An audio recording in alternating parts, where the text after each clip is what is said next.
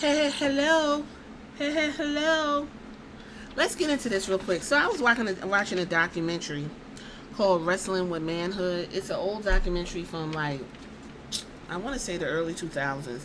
And essentially it talks about the impact that pro wrestling has on young minds. I know, compelling stuff. But when you watch it and then you really think about you as a young person watching pro wrestling and how it shaped your mind on what you perceive as masculine, feminine, what women should be doing, what men should be doing, what a man is, what a woman is, you will see that wrestling played a very big role in a lot of the underdevelopment of the youth of the 90s who watch wrestling in the 2000s and even beyond. So there was a podcaster called The Hater. I actually like him. I think he's funny. He doesn't sound like a regular podcaster. Like he actually has a job, and he's like, I think he's a lawyer. But anyway, I didn't want to use his voice or nothing because a lot of people have been going around using the copyright thing to like stick it to folks. So hopefully that never happens to me. So with that being said, I'm just going to talk about some of the points that he made and give my opinion on why some of it's a little bit problematic. So the first thing he says is wrestlers don't act like men. That includes the way they dress. Some of them wear makeup, like Damian Priest wears eyeliner. Their hair do's. Damian Priest wears Kankalon in his head with his Senegalese twist. He did mention Solo Sikoa with his frosted tips from the 90s is not manly. Seth Rollins was really where most of his vitriol was targeted towards, because Seth Rollins has a designer who basically Seth puts it on. It don't seem like he argues about what he putting on. Whatever his stylist puts on him, he put it on. And Seth is very comfortable and he's wearing it. So this past Monday he had on some heels. Men wear heels, guys. They have boots for heels. If you like Lenny Kravitz, who is a man who gets pussy, if that's what you consider manly, if you look at Prince, like that, you can't get no more manlier than that. And the ladies love him, and they throw their pussy at him. And some of the men, question their sexuality because Prince is just so sexy, and that was an ongoing joke, right? Prince wore like 4-inch heels. Although they was the thick cut, they weren't like stilettos. Like the ones Seth Rollins had on look like cowboy boots. Cowboy boots literally have like a 2-inch heel on them. That is, because you walking around shit. But then some men just wear heels. Just they want some height, instead of putting like lifters in their shoe, they just put on boots. Fucking JBL, he even mentioned JBL as like a hyper masculine type of man that is what he looks for in a wrestler. And his JBL as the Wall Street tycoon, JBL had on the same boots Seth Rollins had on. The only difference is he had on some bootcut pants and you really couldn't see him. Seth Rollins is actually showing his heels. Next thing he said, somebody in the comments was like, well, Sami Zayn and Kevin Owens looks like the audience. And it's true that is what Sami Zayn looks disgusting. He looks like he is funky. Kevin Owens at least got like a clean haircut, but he got that barrel chest, which is what regular men are shaped like. The majority of the population look like Kevin Owens or bigger. And Sami Zayn just looks funky and nasty. I wish he would get a cut that beard low and get a haircut. I've been saying that for a while. Sami Zayn does not look like. I also say that anybody should be able to be the face of the company. I would not want Sami Zayn walking around looking the way he looked to represent my company. I'm just going to be straight up. And that was another thing that the podcaster said wasn't manly, was long hair. But he did understand that sometimes the character calls for that. And cultural wise, the Samoans usually have long hair because that's their culture. And sometimes long hair just looks good for the aesthetic. He said Dolph Ziggler had hair like a woman because it was stretched out and looked permed. But somebody like Roman Reigns, that's manly hair. That's a man bun, right? Seth Rollins has manly hair. Braun Breaker, the guy considered his choice for masculine man of the year if he had to choose. I thought that was funny because Rick Boogs, I wasn't listening to this guy back then, but Rick Boogs literally could have done the Braun Breaker character and probably done it 17 times better. But that's a different conversation for a different day. Rick Boogs, if you go to his, because I'm still following him, he has a lot of personalities. Funny guy. He talks like all he does is exercise and drink protein. Charisma is out the fucking wazoo.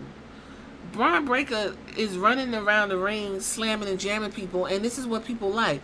But would I call that like masculine? No, I would call that cartoony masculinity. He's doing stuff that he won't get injured. In real life, if Braun Breaker ran around and tackled someone the way he's been tackling these wrestlers, someone would get injured, and he would too, because he would land on the top of his head. But that's, this is wrestling, just a conversation, guys. 90s wrestlers seem to be the bar for a lot of my generation's wrestling standards. I hope people understand that a lot of the 90s wrestlers were emulating 80s rock bands. The long hair, the hypersexuality of Def Leppard, Bon Jovi, Guns N' Roses. I wouldn't say Metallica. I think they were like the anti-80s rock band. If you pull up an 80s rock band, a lot of them look like Chris Jericho when he first came on the scene with the ponytail. Chris Jericho used to wear his hair like a poodle. But I guess because he was muscular and, used to roast Stephanie's titties, that was manly, right? Some interesting hot takes. Shawn Michaels was considered effeminate to this podcaster. I thought Shawn Michaels literally was the epitome of an 80s rock star. Those guys, if you look at 80s rock stars, they wore makeup. Excuse me. They wore makeup. They wore lipstick. They had on spandex. You could see their crotch. They had on like crop tops, and they used to have girls all over them. Bret Michaels, was he in Poison? Bret Michaels used to wear globs of makeup, like glam bands. That's what they were. Shawn Michaels gave me glam band, right? But because he was on drugs and everything, and the adrenaline was pumping, it didn't come across like that. But that's what he gave me. And also he was very, all about his looks and stuff. These are historic characters that emulate masculinity, and these are the go-to, and this is what we grew up on and what was discussed in the Wrestling with Manhood documentary. The Rock was, he said, considered a jock.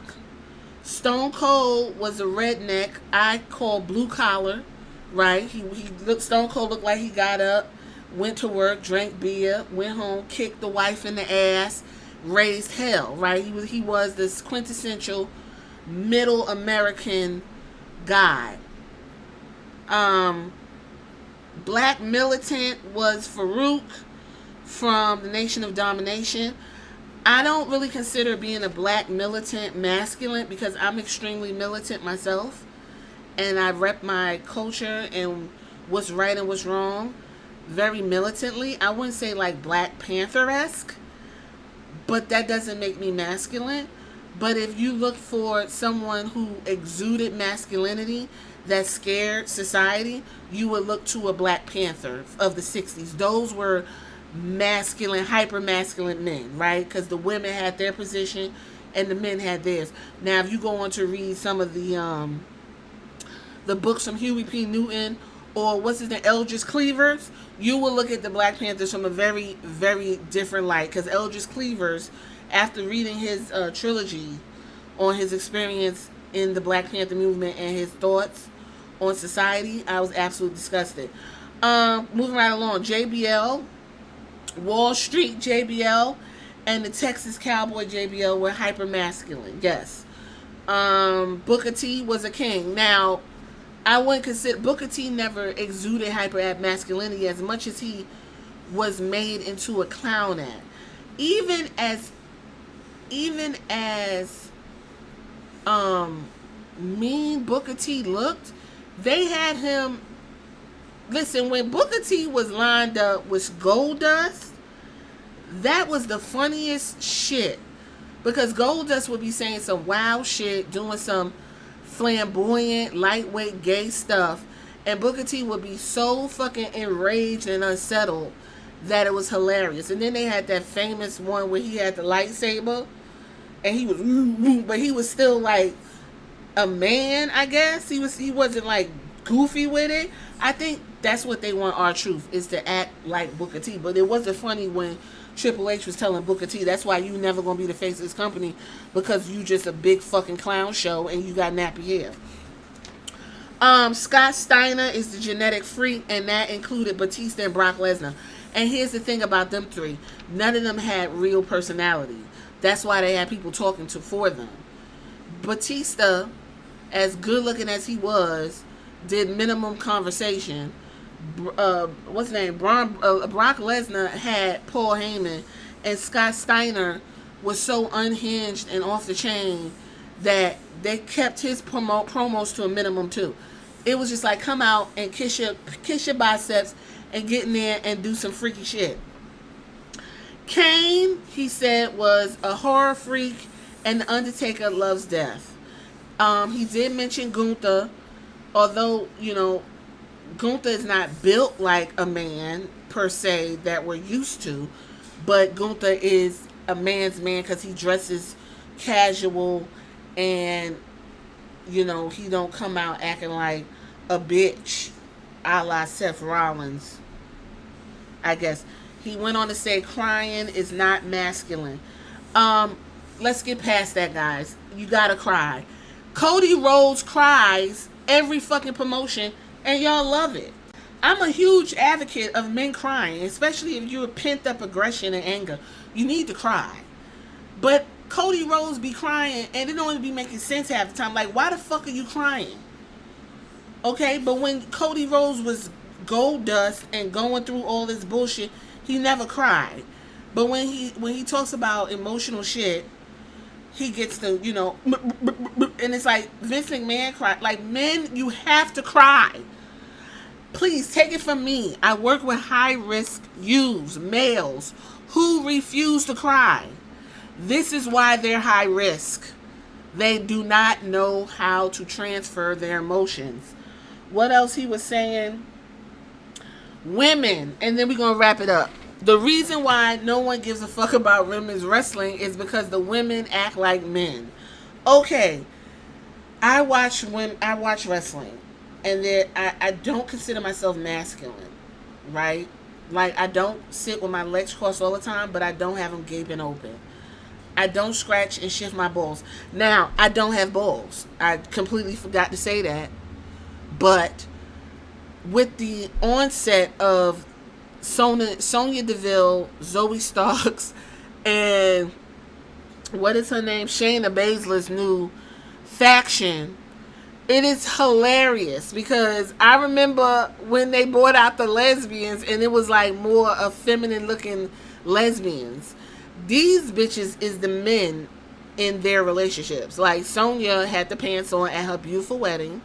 Zoe gives me like she is going to take you on a date. And Shayna, I know she shifts her pussy. When her shit itch, she go down there and shift that shit. She moves her vagina to the side to itch her shit. Okay, I know that. And listen, Shayna don't give feminine woman no way, no how. And I'm happy that they embrace their sexuality. Now, how is that going to be displayed in the WWE? I don't know, because the way they had fucked up Io Sky, it was looking kind of rough. I Bianca, and he did mention Bianca and Jay having to put aside their natural personalities. There is nothing masculine about Bianca and Jade unless you want to point out muscles. Them two women literally wear makeup, heels, like they are quintessential women to the point where it's like, are they more concerned about the look or about wrestling? You could argue about that. Now we know that's not true, but that's just not where we're at right now. If you grew up looking at bitches like Sable subjectively was bones and big titties. That's it. And she posed in Playboy about 2-3 times, and then she sued Vince McMahon and left. That is all Sable did. Sable came out, raised her hands, her titties popped out her shirt, and that woman ain't have an ass or nothing. But for whatever reason, pubescent boys was like, Sable. Jacqueline, same thing. Love me some Jacqueline. But when that woman got in the ring, her titties was coming out on TV every time. Jazz was ahead of her time. If Jazz came into the wrestling ring now, she would literally be the 4th member of the Big Three. Okay? The days of big titties, long legs, minimum wrestling, being used as a toy for women in wrestling are over, guys. Y'all got to get on board. These women aren't acting like men. They're showing you that they just want to wrestle and have a good time like everybody else. Everybody don't want to be licked all up in the fucking mouth like Vince McMahon did to so many of them wrestlers. I remember when Terry Runnels, first of all, she had the face of a 50-year-old woman, but she came out with her fake ass titties. They were like 2 big balls right on her chest, and a thong bikini, just prancing the fuck around. That was it. I had to grow up looking at mud matches and stupid storylines. Women don't fight like, don't nobody fight like that. Bitches is literally squaring up, talking about we gonna run the fair one. I'm about to drop you where you fucking stand. I don't know what fights y'all watching. Women fight sometimes harder than the men. And then we can have a whole discussion as to why. Because yes, if you want the hierarchy of what you got to lose, women got a lot more to lose if they lose a match. Especially if it's against a dude that's fucking nuts, okay? So I do appreciate the Haters podcast and his thoughts. It gave a really good kind of view on what a lot of men think. And what he said is all valid. It's good for conversation. It's good for conversation. If you're interested in that documentary, it's on Canopy. It's called Wrestling with Manhood. It's really interesting. I think a lot of folks my age should just glare at it and watch it, especially if you're introducing wrestling to a younger audience. You have to explain a lot of this shit to them. And I see Triple H coming from that era of, he did blackface. He did blackface, and they did a lot of crass and ignorant shit. I see he's trying to ease some of that sexual innuendo and hot button topics back into wrestling. And he also said, when we get to Netflix, it's going to be on. So I could already see my podcast is going to get a whole lot of content, because Triple H is a student of Vince McMahon. So, and we all literally have watched Vince McMahon's brand of wrestling, because for a long time there was no other wrestling to watch. So either you're going to open your mind and be a little bit more realistic that everyone is different. Motherfuckers, everybody ain't 6'8", 350 pounds of rock hard muscle. You gotta remember what those wrestlers was doing to get those physiques. That's why some of them are in wheelchairs, dead, stroked all the way out, drooling. Okay? So this is just something to put in perspective. I appreciate, the Hater and his thoughts, and I enjoy these type of topics when people step out and actually get into them. So y'all tell me what y'all think in the comments if you made it this far, and I check.